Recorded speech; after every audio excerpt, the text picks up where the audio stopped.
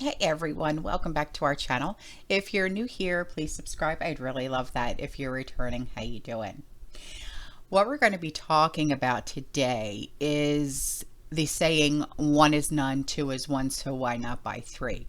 And as people of the prepared mind, you hear this saying a lot, right? And we, people of the prepared mind, we love acronyms and catchphrases, don't we? I mean, store what you eat what you store. Tawataki stands for the end of the world as we know it. Of course, I'm not sure why this stuff is so popular. I really don't. Other than it might make you feel better that you're like some part of a club. Whatever. But the one catchphrase that's extremely popular is one is none, two is one. So, and I always added, so why not buy three, right? And you'll hear this over and over again in survival literature, in different videos, okay? And I'm fairly certain this is particularly, this is saying originated in the military. Which branch? I don't know, okay? But I do say this quite a lot when I talk about our prepper pantries. Okay, so the basic idea behind one is none, two is one is to have multiple methods to accomplish certain goals and certain tasks. All right, this redundancy means that when a piece of gear is broken or lost or loaned and not returned, you still have something that can perform that said function. Essentially, part of emergency preparedness is expecting something to go wrong and preparing for it. And backups offer a little bit of insurance. Really, that's it. Okay. So the whole idea behind having a backup or two or three for essential gear, even food, okay, is one reason why multi-purpose items are a really great idea. Okay, rather than bog your down your pack, okay, your bug out bag with it like a ton of stuff, and you can't cut down on the weight while still achieving your goal of having multiple backups. All right, so to accomplish this, let's take a good hard look at your survival kit or your bug out bag. All right, do you have multiple ways to start a fire, light up the night, cut cordage, firewood, or other things, signal for help, navigate your way to safety? Okay, now for anything that you don't have at least three methods of accomplishing, take the time to figure out and add another one or two. Now, some may be multi-purpose, like flashlight, that can help to light up the night or signal for help. Okay. Now, the upside of multi-purpose items is that you need to pack less overall in your bag, which means it weighs less. So hallelujah for your back. Okay. Now, the downside is that if it's broken or if it's lost, you are now down one item in at least two different categories. Okay, and it is your responsibility to weigh the cost or the benefit of using a multi-purpose item. Just be sure to consider it rather than be caught off guard in an emergency situation with two or more capabilities unavailable and not just one. All right, now this idea of redundancy and backups must also extend to your other preparedness ideas. Okay, so now I want to talk about skills, redundant skills. Okay, now if I were to include, okay, in my own pack, or if you're including these in your pack, okay, a ferro rod, a striker, but you don't or I don't know how to use them. I may be in a world of hurt when I need to fight a fire to survive. Okay, have I built fires before? Have you built a fire before? Can I build them in a windy condition, in a wet condition? Have I built them from just what is available in my environment? Not just using pre-made tinder and accelerants. Because what if I don't have those at my disposal? Okay, these are the things that I want you to think about, okay? I mean, I hope you see where I'm coming from. Just as it's important to have multiple pieces of fire starting gear, it's equally important to have practiced these skills to use each and every one of them. Okay. So you may think that 2 is enough and there's no reason for any more. And I get that. Okay. Money is tight.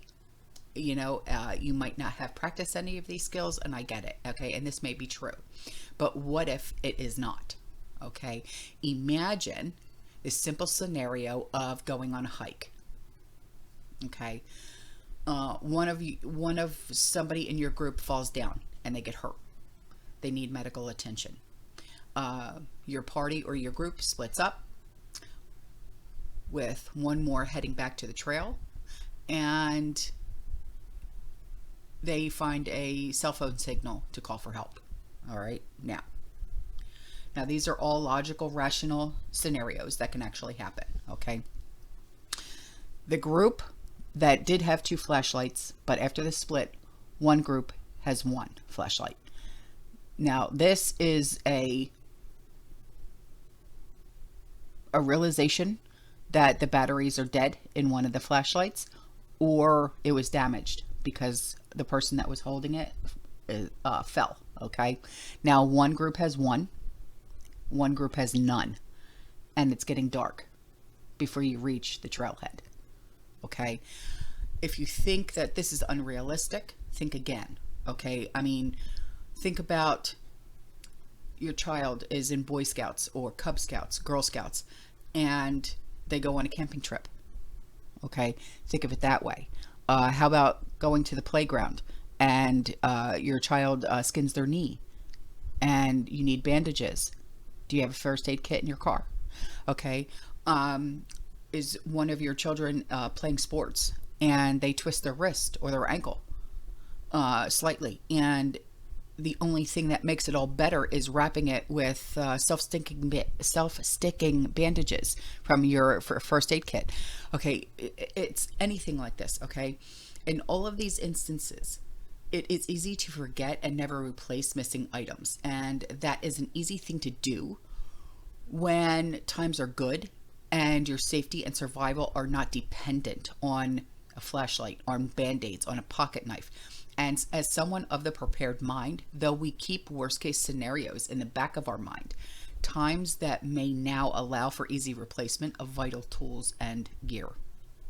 So when we start out, many of our preps are often low quality. They're simple because we don't know what we will really need or what to look for to get good quality items. So these low quality items often end up in various emergency bags or first aid kits. There isn't necessarily anything wrong with that, okay? I'm fine with the low quality hammer and the wrench in my car because they are truly just in case items, in case of emergency items. I never ever expect to use those items. But for critical areas like water, staying warm, signaling, ensuring you have at least one higher quality item could be a matter of life and death. So I want you to remember that. All right. Now, let's talk about a butane lighter. Okay. The simple fact is that many of us have lighters. We pick them up at the checkout lane as an impulse purchase. Okay. These are almost always low quality, disposable lighters, right? In decades past, high quality refillable lighters like what are those called? The Zippos, okay? They were more widely available because smokers used them, okay? And they were a lot more smokers in the USA. Now, these disposable lighters are not refillable and they are relatively easily damaged. And I realize that we all have budgetary limitations. I get it. Zippos and the higher price lighters, they're expensive. I understand that. So tossing in 2 cheap, lighters, Mylar emergency blankets as backups for higher quality wool blankets or disposable lighters as backup for storm-proof matches is perfectly reasonable. Okay, don't ever doubt that. All right, but personally, I know I've used my emergency wool blanket more than once. Okay,